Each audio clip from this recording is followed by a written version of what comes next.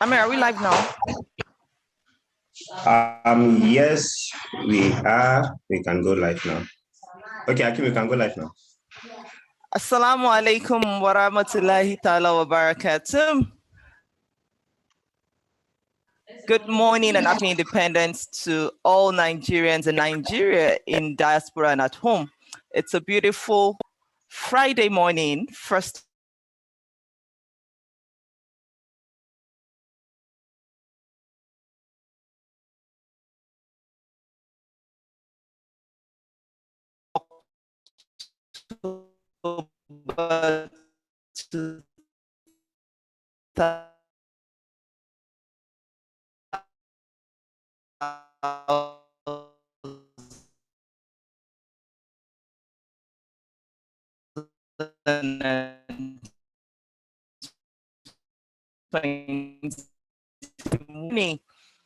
to self-actualize.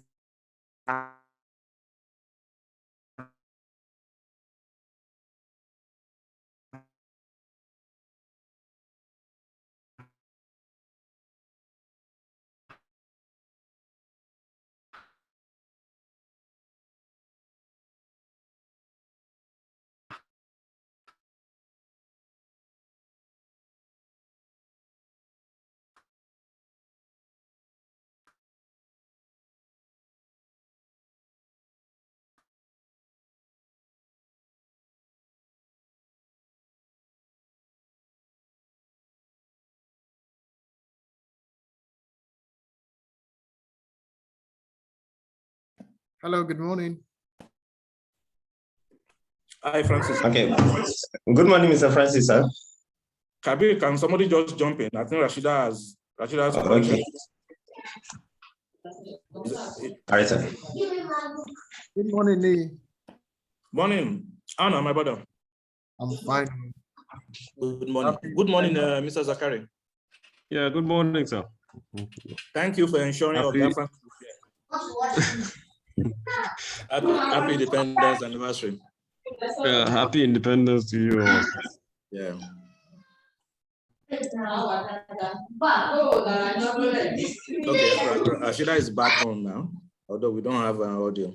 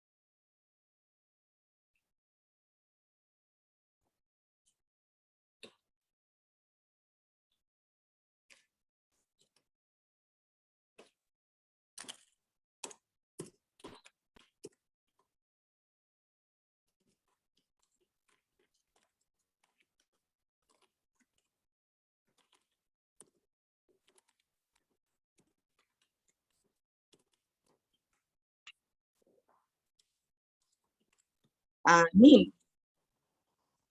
Amin. Amin.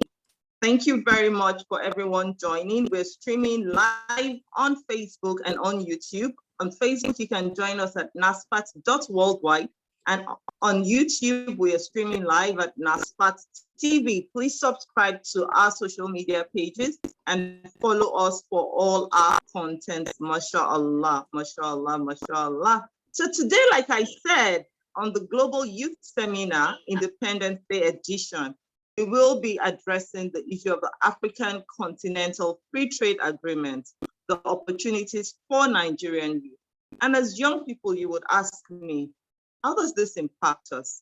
In a nation that has majority of its population below the ages of 35, indeed, we are a youthful nation. And indeed, the future of this nation rests in the hands of every single one of us as young people. So it is up to us as Nigerian youths to heed the clarion call, to understand critically what opportunities lie for us in every single policy, in every single trade document, in every single trade agreement that our nation enters into. We keep clamoring that we are not too young to rule. We keep clamoring that we are indeed the future of Nigeria. And if we are going to be the future that Nigeria needs to get to the promised land, we definitely have to be on top of all the opportunities that are available for us now, not later. And today we have with us, let me just keep that waiting. I'm sure for some of us, we already know what our guest speaker is, but for some of us, it's the fact that we're not even sure why this is important, even for us as NASFAT. It's important for me to reiterate that the focus of the current dispensation of NASFAT leadership is around the health agenda, health, education, livelihood, and dawah. Our livelihood is solely dependent on the economic success and development of Nigeria. And that is where the free trade agreement comes into play.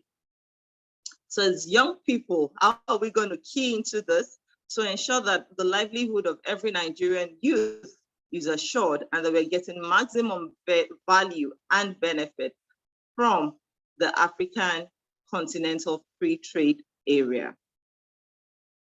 The African Continental Free Trade Area was signed into agreement in 2018 with 54 out of the 55 countries in the African Union signing onto it. And this is the largest free trade area in the world in terms of the number of participating countries ever since the formation of the World Trade Organization. There are so many opportunities inherent for young people and for Nigerians generally in the African Continental Free Trade Area. This agreement aims to eliminate barriers against our products to improve competitiveness and ease of doing business in Nigeria and for Nigerians across Africa. It's to expand our market access and definitely push us as an exporter of goods and services in the African continent. It's important to note that Nigeria was one of the very last countries to sign on to this agreement because of the government's determination to ensure that the interests of Nigerians were protected in this agreement. So at this point, I would like to introduce to us our guest speaker today, who would be doing justice to this topic because is definitely has been a critical part of this project from the inception. He is Mr. Francis Anatogu, the Special Advisor to the President on Public Sector Matters, as well as the Secretary of the National Action Committee on the Africa Continental Free Trade Area. Join me in welcoming today Mr. Francis Anatogu.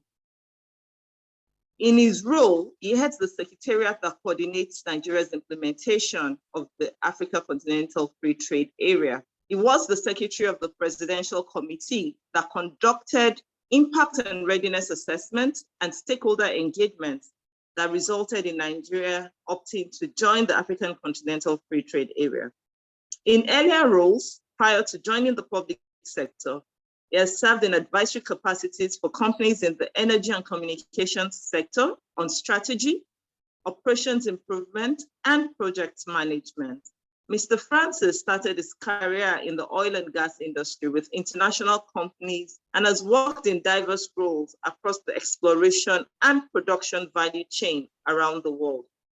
He studied mechanical engineering at the University of Nigeria, Nsukka, and has an MBA from the George Business School, University of Cambridge. You will agree with me that by pedigree, he definitely is the best person to take us through our understanding of the impact of the Africa Free Trade Continental Area on youths. Good morning, sir, Mr. Francis.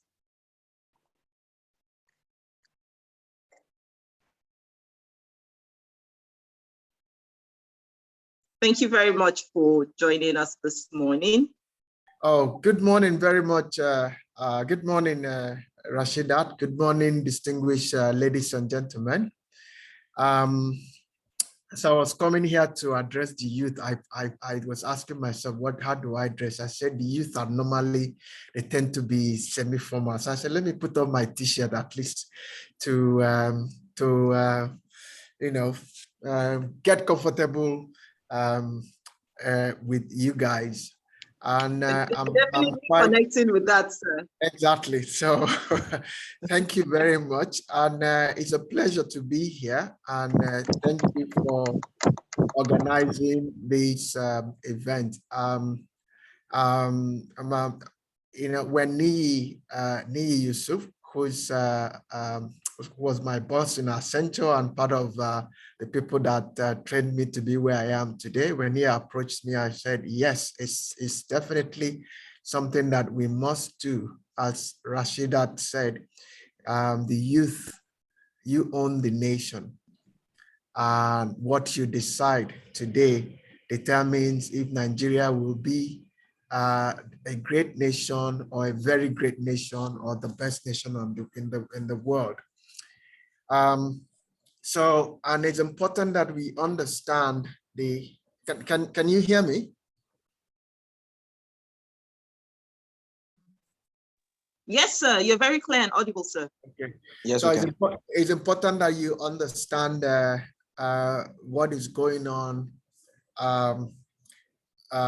in terms of the new direction for Nigeria, for the world. And Rashidat has given a very good overview of the agreement. And one of the questions that people ask is, and I think one of the things I need you to think about as we are having this conversation is what does this mean for me? What does this mean for my country? And if at the end of this program, you don't get all the answers, please, you can always reach me through Kabir. I mean, you guys, we are now in contact, and I've got one of my colleagues, Zachary Jimeta, here as well. So we are available to answer questions even beyond now. But very quickly, what is the Africa Continental Free Trade Area Agreement? And as we all know where we are as a continent, and our founding fathers recognized that for us to actually overcome the era of colonization and become a force to be reckoned with, we must come together. Today, when you talk about poverty, it's almost synonymous with Africa. So this is about using trade to grow our economy, to grow jobs, to liberate ourselves and be self-sufficient in a number of areas. Now, we can do it on our own, and we've been doing it individually as individual nations, but we will stand better chance if we do it together as a continent. And why is that? Look at the statistics, for instance. The trading amongst African countries stand at about 15%, whereas trading amongst European countries within themselves is at about 67%. So their trade among themselves, you can imagine the volume of their trade and value, and 67% of that is among themselves. Asia is about 58% and rising. America is about 48%, while Africa is just 15%.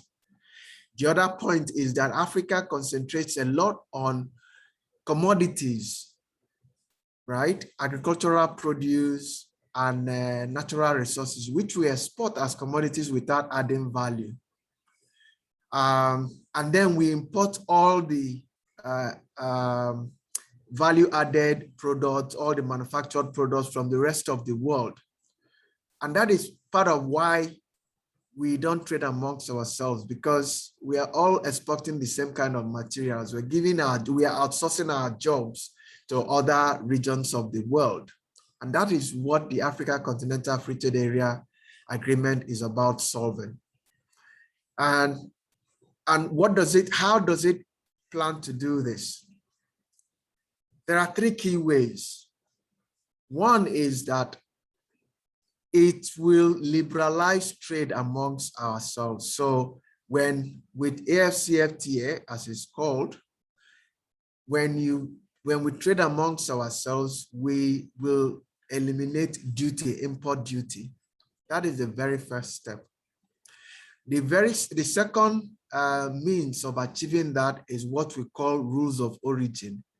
In layman terms, it is essentially local content or African content, which means that products that will enjoy that duty-free treatment must have a minimum percentage of African content. If I give you an example, we import a lot of sugar into Nigeria, for instance.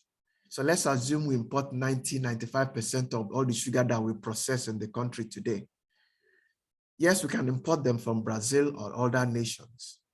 But if we go to Mauritius, go to other African countries and import a minimum quantity of that same sugar, that's that threshold, then the output, the manufactured products will now benefit from duty-free export. But if we continue to import the same from Brazil, when you finish producing and they go to other African countries, you will pay import duty. So by that, your cost of production, the price of your products will be cheaper in Africa. And that gives you the benefit to compete against the likes of the Brazil, China, US, and so on.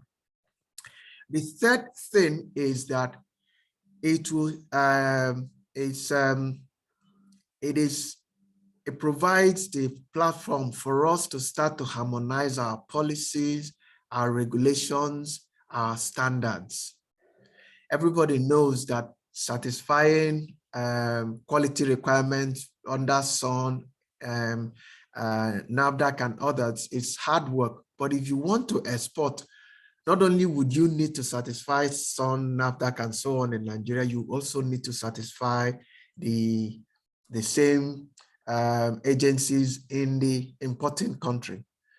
So, but by working together under Afcfta, we are working to standardize the requirements so that the same requirements you meet when you do it with NAFDAC is the same requirements you meet in the other countries. Better still, when we have what we call mutual recognition agreements, by the time NAFDAC gives you a certification paper and you present it in Morocco, in Egypt, they will accept it because there's an agreement that they trust what NAFDAC has done. So that is level 2. Now, also along the same lines, in terms of customs cooperation, is that when we get these agreement working well, our customs and customs of other African countries will be in touch so that when our products land in other countries, they can easily relate to it. And if there are problems, they have a line of connection with our customs and they can clear our products as fast as to make it competitive. Again, double taxation treaty. We have double taxation treaty with some countries, but not with others. There's also the protocol on free movement of persons. Obviously, trade goes with movement of persons. So this is also part of what Afcfta is trying to achieve. The way we are going about Afcfta, there's a phase 1 and phase 2. The phase 1 covers trade in goods, trade in services. There's also the dispute settlement mechanism. Some people would always try to cheat. Some people will give subsidies that will make it unfair on other countries. So this mechanism is a set of rules, and there's also an appellate body that you can go to, countries can go to and protest that some countries are not doing the right thing under the rules. And there are what we call countervailing measures that you can take to stop that. So a set of rules to manage predatory trade practices. In the phase 2, we will be negotiating the investment policy. We'll be negotiating the competition policy. We'll be negotiating intellectual property rights and also the digital economy. So, and you will agree with me that you have, for us as the biggest economy in Africa, we have some edge against above others. Others like Egypt and so, because of their diverse economy and so on, they have some edge. But by having rules around investment policy competition, it makes it easier for us to collaborate rather than compete for investments and to compete fairly. And of course, a problem that our artists are facing today is intellectual property rights. With agreements in place, then countries will enforce intellectual property rights, and our people, when they come up with innovations, when they come up with our videos, our music, and all of that, they will reap the fruit of their labor more than they do now. So this is in a nutshell what the agreement is about. But like I said, why now? If you think about it again, let's focus on us. We are already in the twilight era of oil. So we depend about 90%, our foreign export comes from 90% from oil. Now with everybody moving to a post-oil world, that means our entire foreign exchange is threatened. And we're already seeing that in terms of the value of the Naira today. So we now need to take steps. So that is a key reason. Prices are going up. You see it in inflation. You see it in exchange rate. Prices are going up, and we need to now hedge against it. Hedging means exposing ourselves to export, because by the time you now export, you are holding your own future in your own hands. You are generating your own dollars. So that's not only do you think about balance of trade or balance of payments in terms of national level, think about it from your business perspective. Think about it as your own person. So if you want to do anything, if you want to go anywhere, you need dollars. So generate your own dollar. And by the way, we all know that the weaker our Naira is, the more attractive our products are in the export market. So let us make use of a very good, let's not waste this crisis that we are in. The other thing is that unemployment level is very, very high, especially youth unemployment, 33% as at August 2020, and youth unemployment at 42%. So we now need to generate employment, and we cannot just wait for 9-to-5 paid employment created by others. We now also need to do something. Entrepreneurship, do a lot, and technology is enabling a lot. And the youth, I must say, are already doing a lot in this area. They are not waiting. While some people are waiting for government, our youth, I can tell you, are not waiting for government. They are, and they are making strides. The other point is that the opportunities are huge in Africa. Let me tell you something. We are the giant of Africa economically, right? Because we export oil. How much do we export? On an annual basis for the past 10, 15 years, about $60 billion of oil, crude oil export, 60 billion. How much does Africa import in trade and services? 600 billion. So in trade terms, we are less than 10% of Africa. So that tells you that indeed we need to recalibrate and understand that in the scheme of things, we are not as big as we think we are. In the scheme of things, if we want to achieve economics of scale, Yes, 200 million is a lot, but 1.2 billion people is much bigger. Our economy, the 3.4 trillion GDP of the 55 African countries is far, far bigger than our own GDP. But if you break it down in terms of products and services, across sectors, energy, manufacturing, agriculture, Africa imports a lot, a lot. Let's look at our rice that we have now managed to grow capacity in the past couple of years. Africa still imports about $6 billion. So if we get to the point of not only selling, dominating the domestic market, but now moving into Africa, that is a lot of money. If you talk about auto and auto parts, Africa imports for about $40 billion of that. We talk about health, and I'll show you some statistics. You know, just say the opportunities are there. I'm not saying that it's going to be easy. We know that we have issues with production capacity. We know that we have issues with productivity. We know that we have issues with infrastructure. Insecurity is the biggest issue now. We know that smuggling is an issue. We know that our laws are not as liberal or as friendly as it should be, and funding remains a constraint. This we know, and this is what people talk about. But what they don't tell you that in spite of this, and by the way, it's something that I learned from me, succeeding in spite of the challenges. In spite of all of these, businesses are already succeeding. So don't let people tell you that you cannot do it because of these challenges, because people are already doing it. And I'll show you 2 slides down the line, you know, areas where people are already succeeded. But at this point, let me talk about services, because services is one that account for over 50% of Nigeria's GDP. That's number one. And number two, you do not need as much power for services as you need for manufacturing.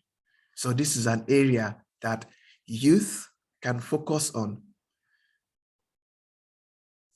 And when you're thinking about services, Afcfta will liberalize 5 service sectors: financial services, communication services, transport services, travel and tourism, and business services. And when you're thinking about it, some services you actually don't need visa. You don't need to leave Nigeria to provide the services. So you can do it, and it's already happening with technology, and they're going beyond Africa. So cross-border supply, where you are in your country and you offer service. People are building websites, people are doing contact center services and all of that. There is a second one, which is consumption abroad. And there is where, like, we go to other African countries or they come here. So actually attracting, promoting ourselves, promoting our business, promoting our states, promoting our country means that they'll come here and spend their money here. So we also, as youth, we are very vibrant on social media, but when we are posting, we need to think about what impression are we trying to create, because the more people think about you positively, the more they will think about coming to Nigeria to come and spend money. Even if they visit us for a week or 2, they will eat 3 times a day for those 2 weeks. And that's money that is spent in Nigeria. So think about that. The third thing is commercial presence, which is where you now establish a subsidiary in Africa or in any African country. The fourth one is presence of natural persons, which is where like our Nigerian people now go and go, for instance, visiting professors, visiting doctors, or even our people that go to work. This is where the source of remittances that we talk about that comes. So it's important, don't limit yourself to only goods, don't limit yourself to all the problems. So it's really about thinking about how do I overcome the challenges. Remember, succeeding in spite of the challenges. Just in a nutshell, I talked about liberalization. So there are about 6,000 tradable products. Afcfta will liberalize 90% of that. When I say liberalize, zero duty when they meet the rules of origin. And when we talk about rules of origin, what does it, I said is local content. There are products that will qualify only if they are 100% made in Africa. There are products that will qualify only when they need substantial transformation. And I'll give you examples very, very quickly.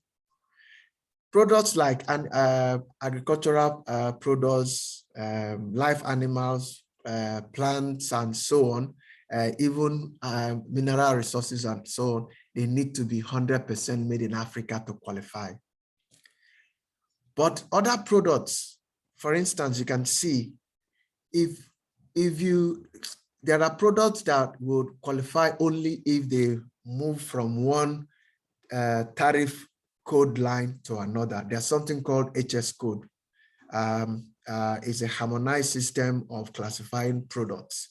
So if you move from one class of product to another, then you qualify. For instance, wood is on product code 44. Furniture is on product code 94.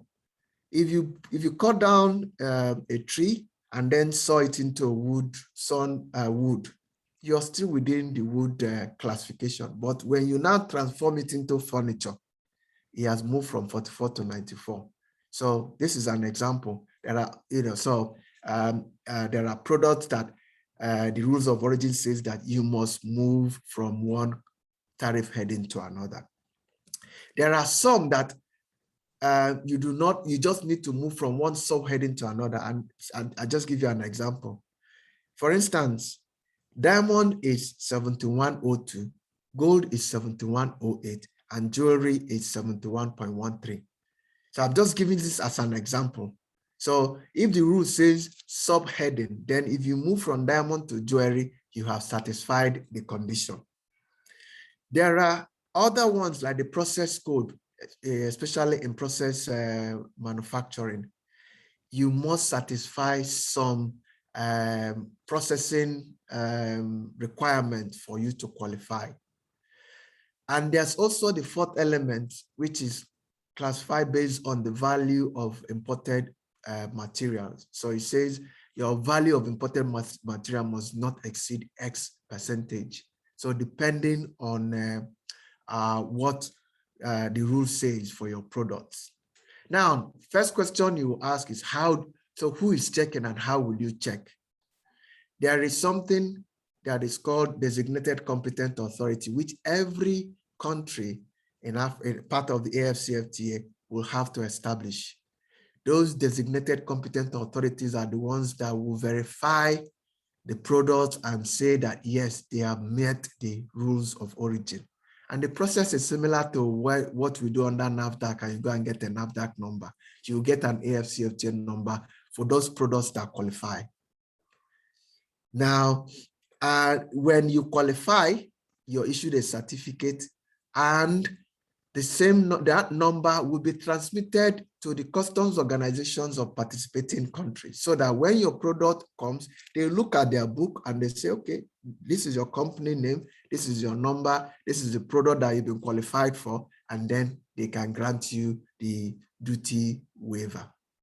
So how then would you check?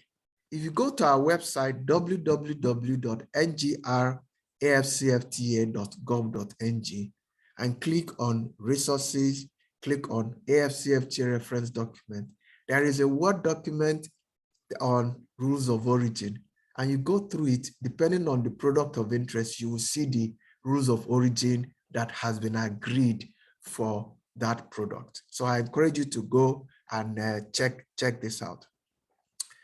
Beyond rules of origin, there's something else to bear in mind.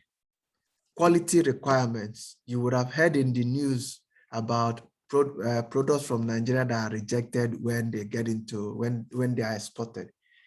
Most of them are rejected because they do not meet the quality requirements. So there's something called sanitary and phytosanitary requirements. There are those that are called technical requirements, and these are around these are around the quality of the product to make sure. Some are for health and safety, some are for things around making sure that people are not exploited and so on, traceability and so on. But there are others around labeling and packaging and technical requirements. What this means, for instance, if you're exporting something to Egypt, for instance, it has to have both English, but also Arabic labels. So even the language lessons that you have learned can be of use when you're thinking Africa. So don't think it's a waste. No, it's a waste. Now you now need to apply them. If you learn French in school, please, you now need to apply them. So, and now remember I said, we now think about how do I benefit? So the slide that you're looking at, what part of how we'll try to find out where are the products that are of interest. We said, for us, we need to start with where we already have some advantage. And we said, where are we already exporting a minimum of $10 million of products, and Africa is importing a minimum of $1 billion. And what you're seeing on the screen are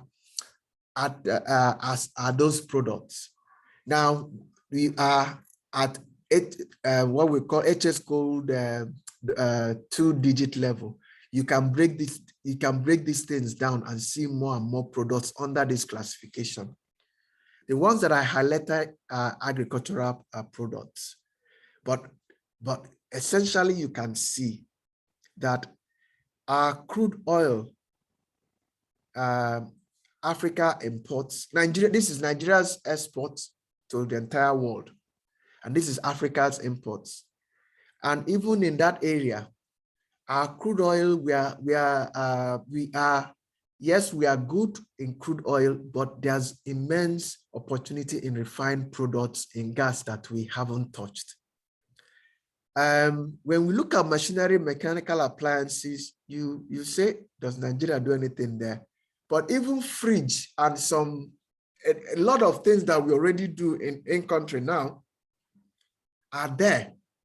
So we need to go down steps lower, but there are opportunities in these areas. And like I said, companies are already exporting these things over $10 million per annum. So fertilizer, animal products, oil seeds, soap, and so on. But we also looked at products that we are not touching yet, but Africa is importing a lot of that. So we can't ignore them. I've talked about auto and auto parts, $40 billion. And one thing is to look at it as one full car. But if you break it down, you start thinking about leather, you start thinking about rubber, you start thinking about lead and zinc for batteries. You start thinking about all sorts plastics, all sorts of things that go into auto vehicles. So there's huge opportunity there for us. Electrical machinery and equipment, our cable, sugar and sugar confectionery, meat, like I talked about earlier, and so on, even the furniture. These are Africa imports, a minimum. You can see the values of Africa's import from the world. So this is us outsourcing our jobs. This is the value of the jobs that belong to us that we have given others. If you come to services, it goes without saying that transportation, freight, you need to move these products. So opportunities are there and they are huge. Air transportation, thanks to our Nigerian aviation operators that are, and Nigeria is pretty much ahead of the rest of the African continent in terms of that sector, but there are still a lot of opportunities. Technical, trade-related and others, this is another huge area. So engineering services, architectural services, and trade services, and so on. There's a lot of, we are still depending on outsiders. Insurance is huge, from health insurance to all insurance, related insurance. Africa imports 5.8 billion of that. If you go to health, travel health, this is essentially health tourism, education tourism. This is value of our education sector that we are exporting to the rest of the world. Those are people that go to train outside of Africa. So, and then if you look at it, you say, where do you start? There are 54 countries in Africa. You can't target all of them. So we try to narrow down and say, where do we even start? The first thing that hit us was that our own market, Nigerian market, has 11.8% of Africa's imports. So it's huge. So we need to target our Nigerian market. Then we also need to target ECOWAS, because ECOWAS, we've achieved customs union, which is higher than free trade.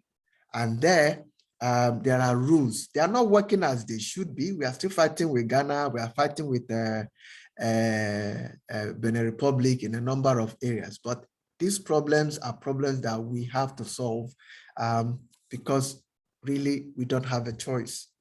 But beyond this, and we now start going to South Africa, Egypt, Morocco, and Kenya, you would have covered 50% of Africa's market. And then these countries are also, like South Africa and Kenya, are part of customs union. So when you get into them, you get into other members of their customs union. I will end by saying that, having learned all of these, at the National Action Committee, which is championing the implementation, we now looked at it and say, we've defined our strategy for implementation, starting with our vision. What do we want to achieve from Afcfta? If you listen carefully, you would observe that there's something in it for every sector. There's something in it for every state, not like oil where it is predominantly in the South or South-South. It is every state can find its niche in Afcfta in Africa. So we have taken the campaign to the states to tell them, listen, not only do you need development plans to grow your local economy, you now need to target markets in Africa as well. And they are really responding very well. But then what is our mission? Our mission in English language is to become preferred suppliers of value-added products and services to Africa. But in layman terms, it means the same way you say, if you see a product, you say this is China. You want products that you see, and anybody in Africa will say this is Nigeria.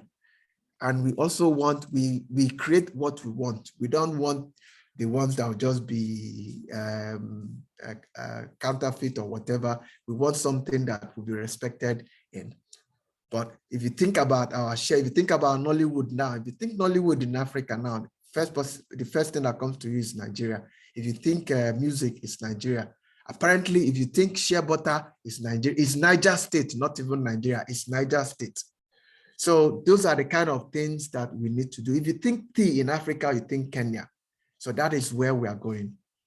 And our objective, if we capture 10% of Africa's market in non-oil, then we would have doubled Nigeria's exports for today. And to do that, we defined the goals, and we came up with 7 goals. Grow the export capacity of every state. Grow the productivity of our people. And growing the productivity of our people, 1, to provide a workforce to man the capacity that we will be growing, but 2, grow people that will go and man similar capacities in the rest of Africa and in the world at large. We are moving from 200 million to 1.2 billion.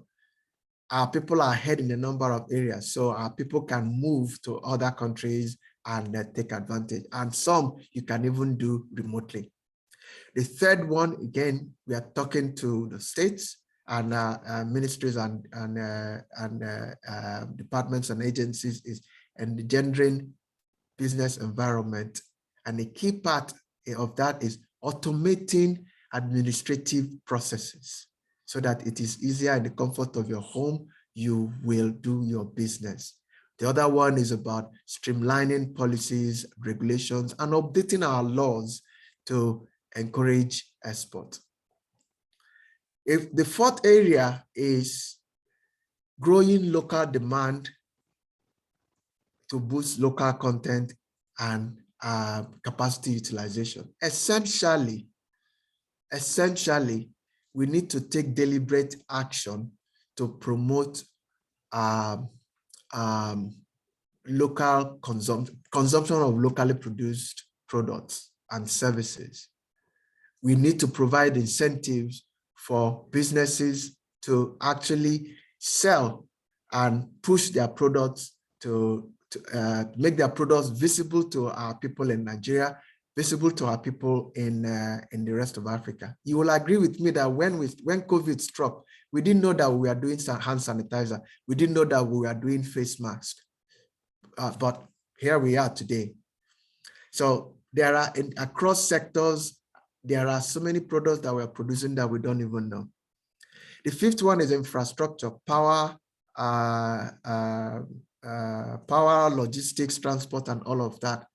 And essentially what we're talking about is relooking this, shared facilities, shared infrastructure, building ecosystems so that the cost drops and you build specialization as well. The sixth one is securing access to African markets. So it's not enough to produce these things. We must have relationship partnerships or have our people in African countries that would take these products from us and push it in the African market. Government has a role to play there. If, for instance, now you pick up the phone and call the Indian embassy and ask for a hospital in India, the embassy will be able to, depending on the disease, they will be able to give you names. They will recommend hospitals for you. That is how far we need to go. That is how deliberate we need to become for this to be successful. The last one is around the things, the normal things that you do to implement trade agreements, making sure that the processes work, institutions work, and we have working to have a dispute resolution, trade remedies authority that would actually police the market and identify products where people are outsiders are dumping products and so on. So we can tackle them. We can take them to that dispute resolution body, among others. So I think this is enough to handle. So I will stop at this point and say, thank you very much, and I'm happy to take questions. Definitely more than enough for us to chew on, sir. First and foremost, I'd like to appreciate you. I'd like to appreciate the depth of knowledge that has come through in this presentation and how well you have broken it down. You have indeed come to the level of the youth and you have spoken our language.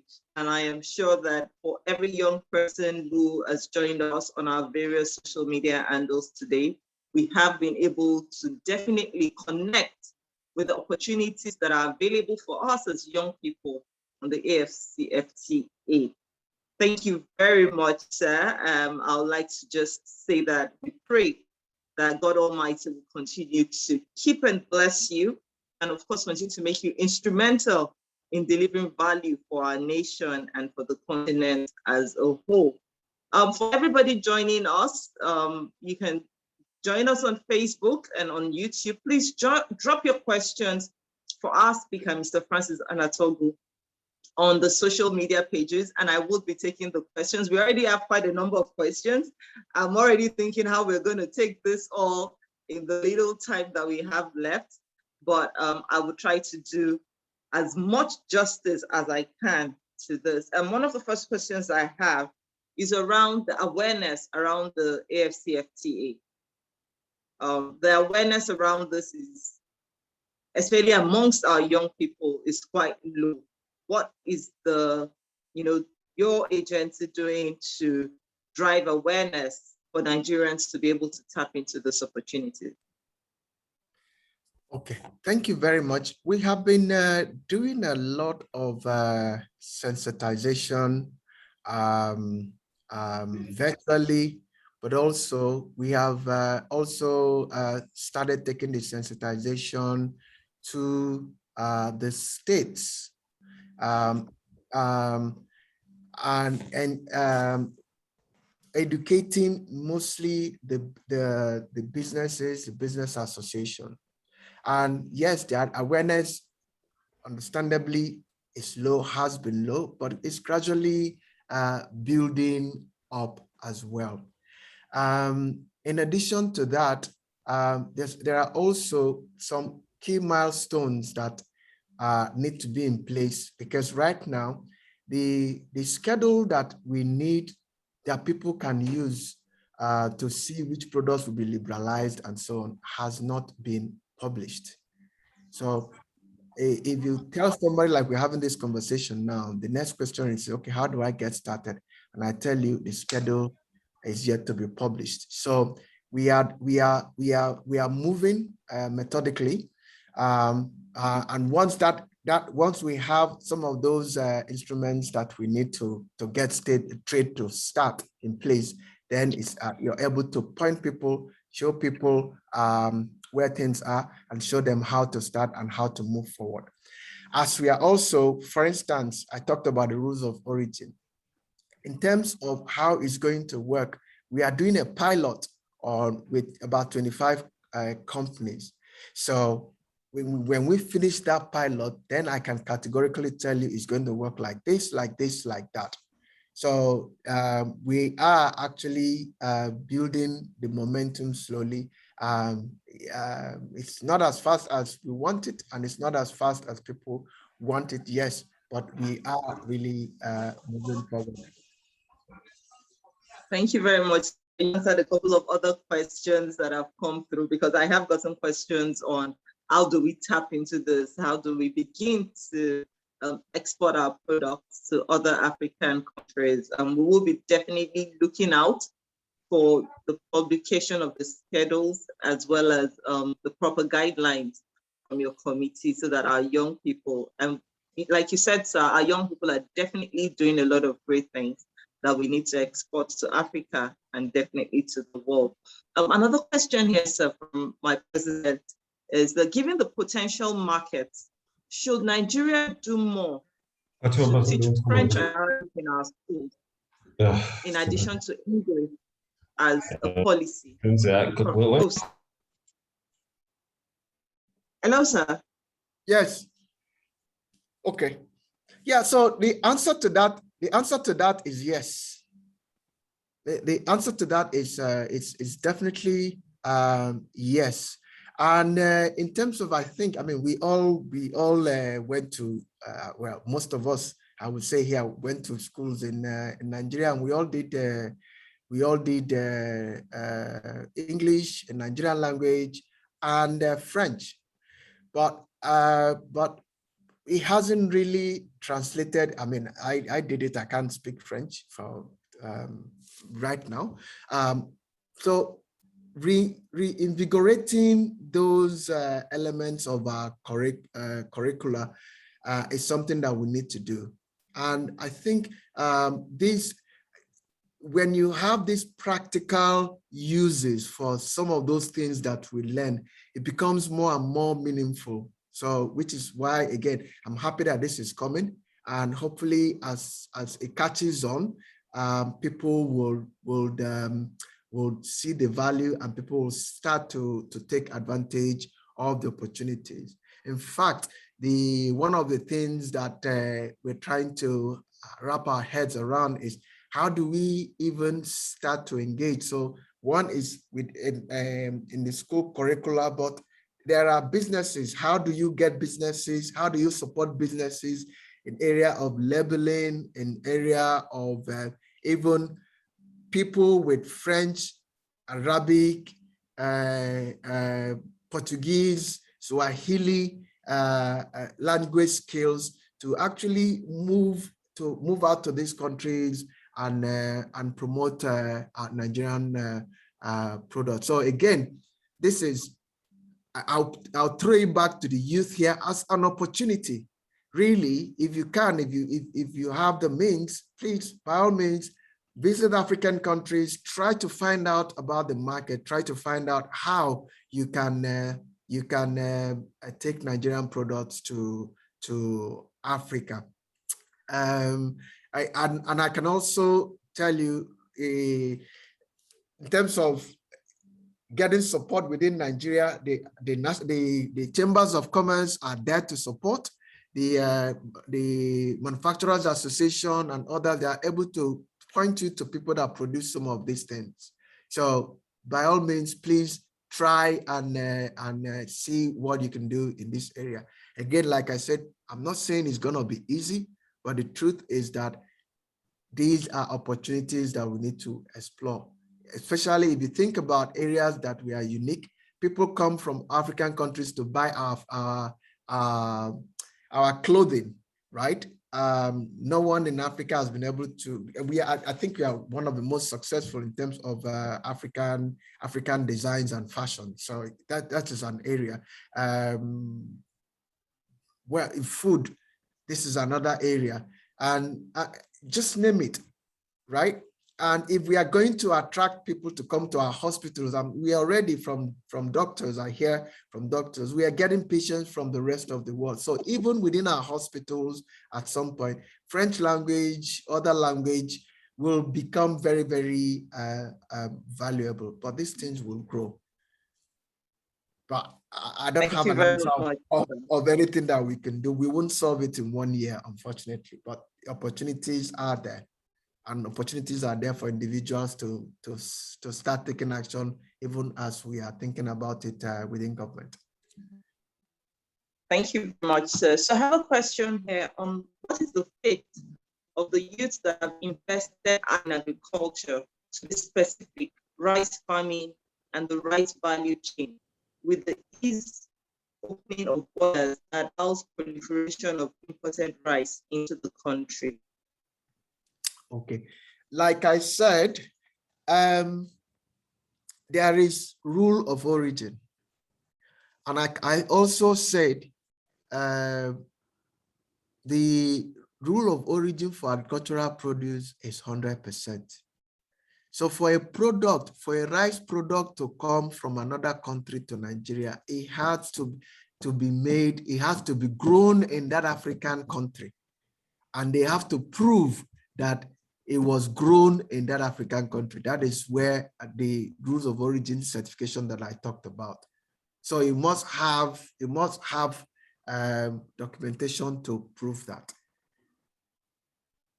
Now, I also talked about the Trade Remedies Authority. So besides the competent authority that will certify it, there's also the authority that we are trying to put in place that will be able to monitor the market, identify when, we have cases of products from palm oil from Malaysia and coming into Benin Republic and finding their way into Nigeria. So there are cases like that, but these are things that we must guard against.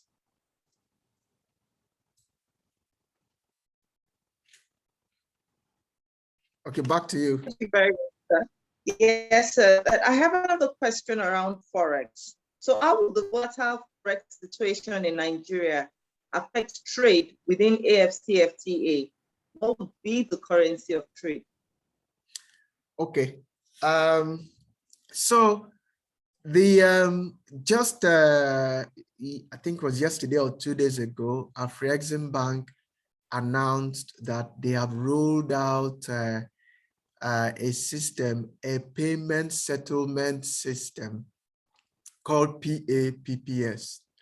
And what that is supposed to do is that you are able to source products in your local currency and settlement will happen in the background. The pilot was done with 5 West African countries, including our own CBN, and they are rolling it out. So really, the currency of payment will be your own local currency, and it will be settled at the back end.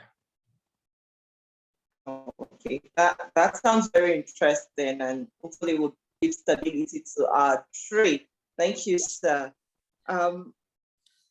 Someone says that despite the free trade agreement, we still have heavy costly taxation and a friendly market relationship from other neighboring countries, like the challenge of Nigerian traders in Ghana.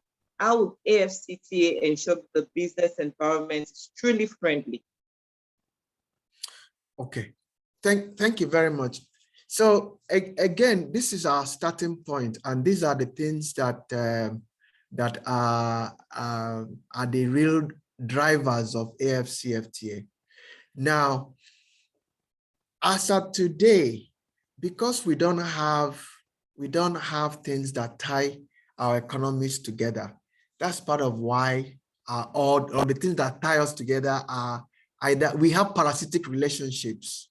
For instance, Benin Republic is essentially a transit nation for goods coming into desirable and undesirable goods coming from the rest of the world into Nigeria. So by having these rules, implementing these rules, and also the African content, which means that we now depend on ourselves. If, for instance, let me take sugar, for instance. If, for instance, you can go and buy 90% of produce of raw sugar from Brazil and come and process it in Nigeria and sell, right? You will not get duty free, but you now deliberately buy 40% from an African country. That means the farmers of those countries have linked to Nigeria. As our economy is improving, they are smiling. If our economy is going down, they are crying. So that will start shaping the relationships that we have at the government level, at wider society level. That will improve our interaction at business to business level and individual to individual level, and even friendship levels. So it's really using trade to create bonds amongst ourselves. And the more these things happen, the less of those friction you will get. The other thing, and part of what is causing this, is if this agreement needs to create jobs, because at the root of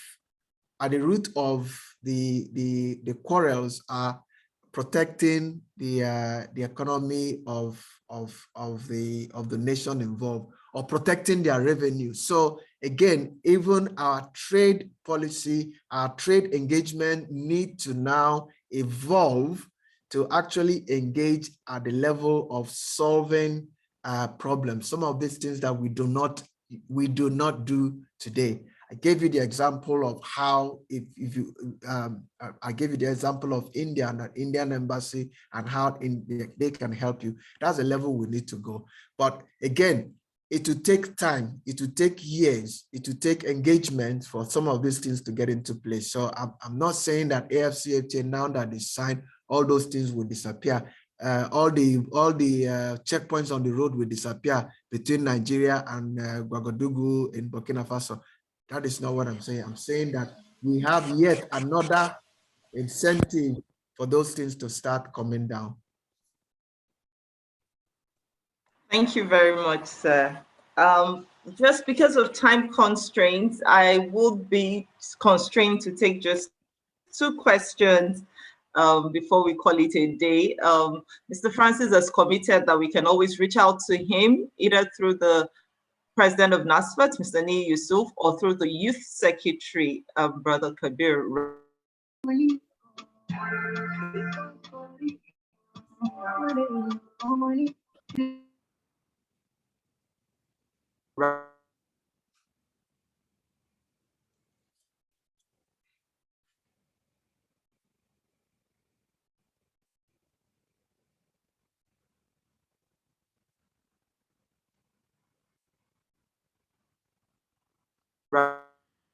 I think we may have lost Rashida.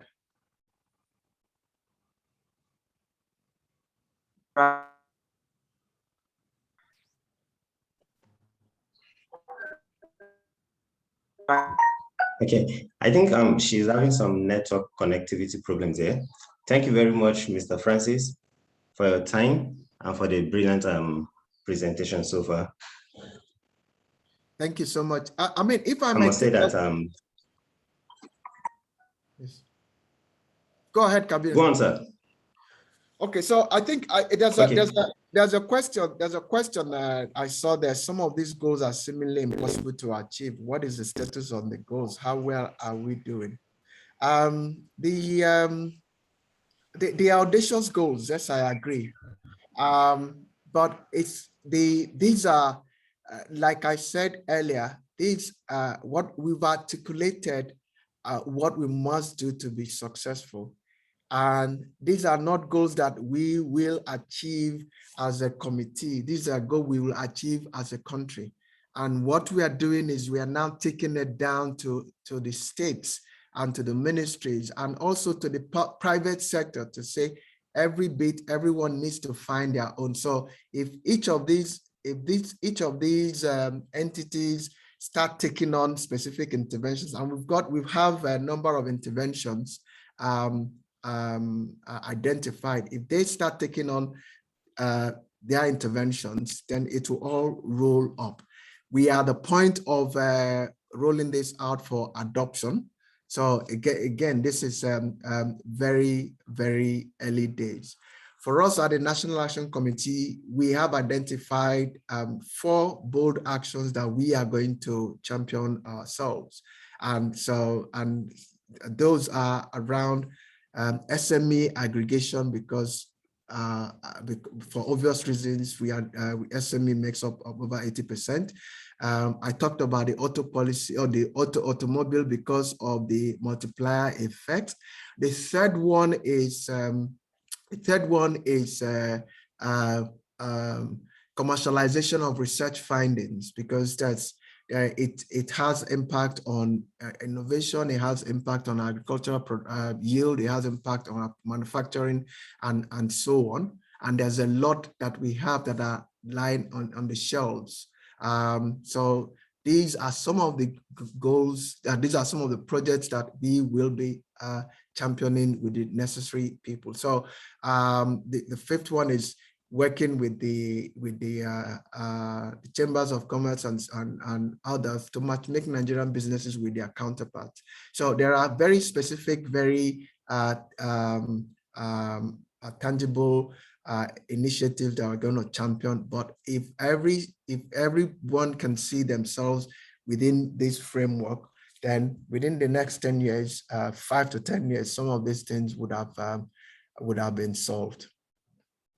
Thank you very much, sir. The final question before we pull a wrap on today's session, sir. Are there any trade bodies or organizations that new starters can join to gain benefits and support? Yes, so please note the Nigerian Export Promotion Council is doing a lot to improve capacity of exporters. In fact, they got a 50 billion naira grant recently under export expansion facility, and they've been giving money to businesses to expand. They've been taking some businesses to trade fairs overseas. They've been helping them to obtain international certification. Again, Nigerian Export Promotion Council. That is one. You also know about the Bank of Industry and what they are doing. They have various programs for different businesses. They have funding for different businesses, and these are real. And some of our colleagues work in some of these areas. Again, if you reach us, we can connect you to them. And And then you also have the CBN. Again, these are all part of the National Action Committee. So reach us if you need to, directly reach out to these people, follow them, follow what they are doing, and you'll be glad. But also very important is join an industry association, a product association. It will help you connect you to people that are already in your area that are facing the same challenges. So they provide support, they provide information, and they also do advocacy. So these are my initial recommendations. Thank you very, very much, sir. This has indeed been a very insightful and definitely well spent past hour with you. Thank you very much for the nuggets you have dropped, and we have definitely taken notes, and you will definitely be seeing us more in the continental space shortly, sir.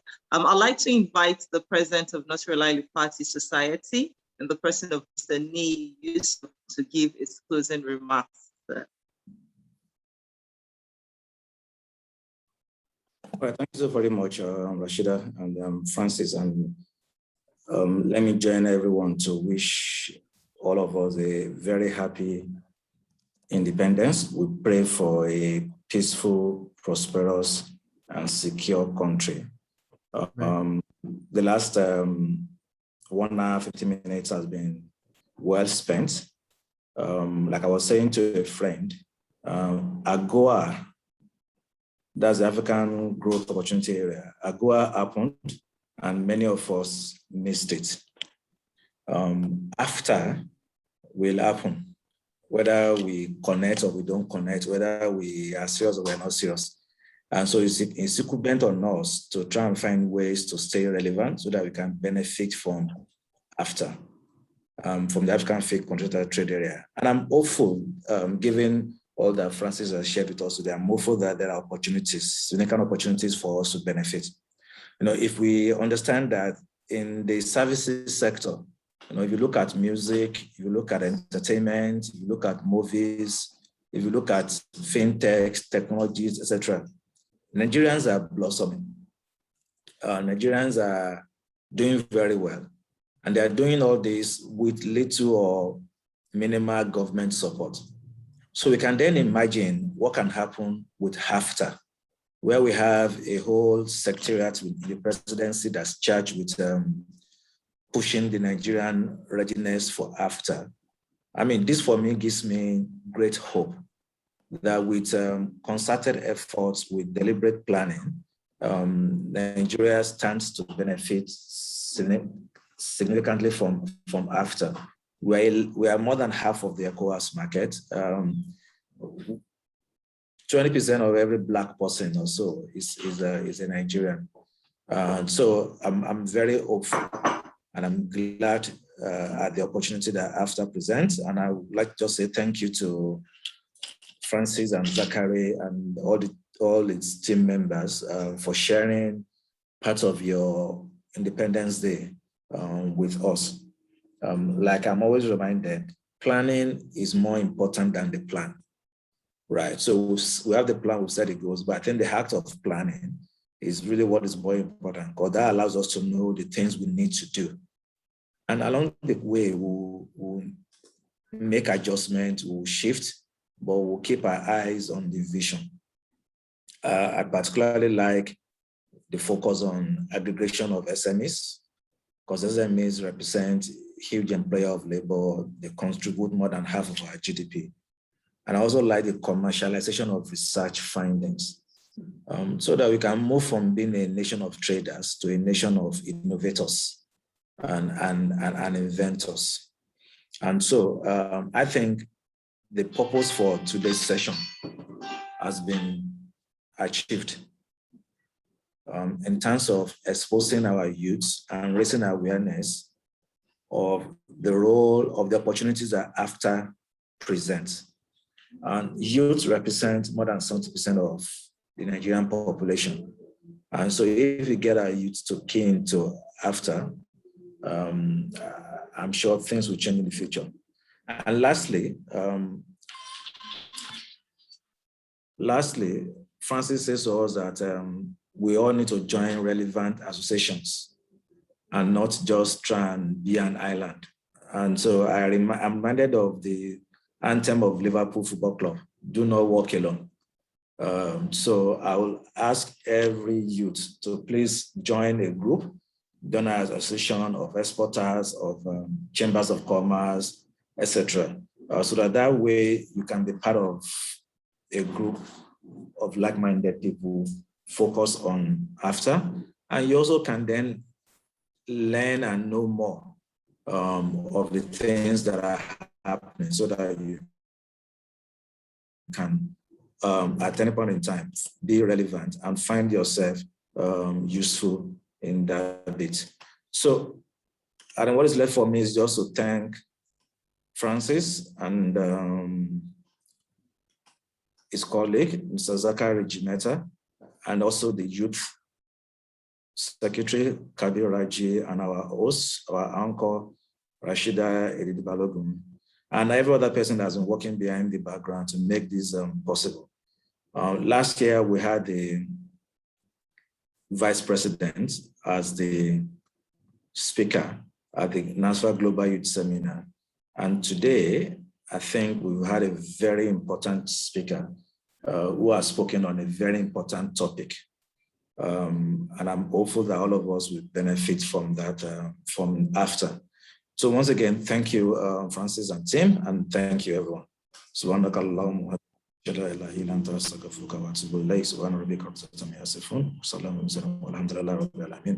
Thanks.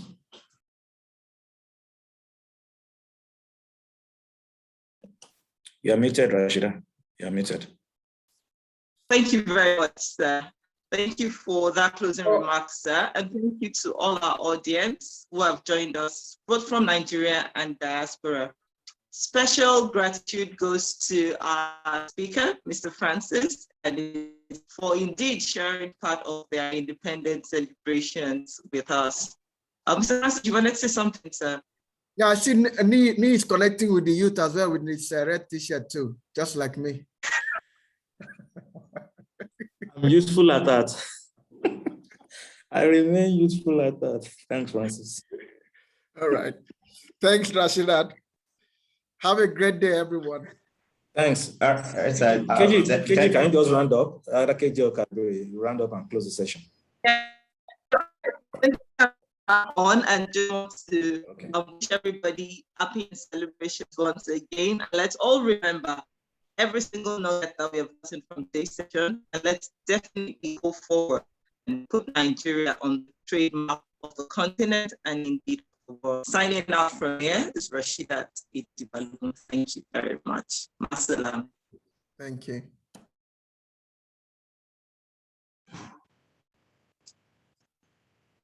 Thank you, everyone. Thank you.